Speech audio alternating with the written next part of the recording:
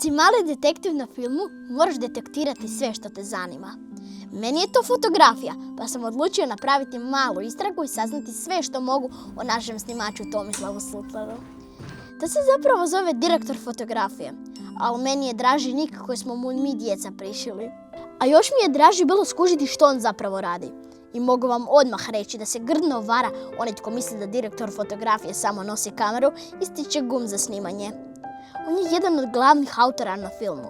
Stalno nešto gleda, mjerka i odlučuje.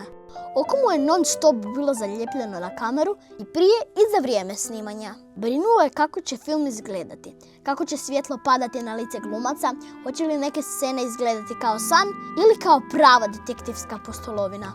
Dečki, imam loše vijesti. Prijem.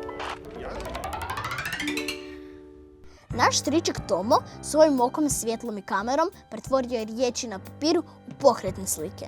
Nije ga bilo lako detektirati jer se stalno muvao po setu na onom vlakiću koji se zove far. Zum, zum, lijevo, desno, naprijed, natrag. A još i stalno bacao fore i smio se, baš Sigma lik.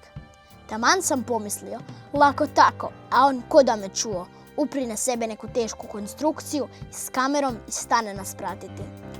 Ko da je on detektiv, a ne mi djeca. Iako se puno zezao, stalno je pazio gdje će staviti kameru, hoće li biti na faru, visiti se stropa i vrtiti se, ili će je zakucati na stativ. A i kakve će boje biti scena i hoćemo li mi ispred kamere izgledati kako spada. Kad sam ga dobro istražio, skužio sam da bez tog lika naš filmski svijet ne bi ispao tako čaroban. Zaključak, istrage. Stričak Tomo je čarobnjak, a njegovi čarobni štapići zovu se filmska kamera i filmsko svjetlo.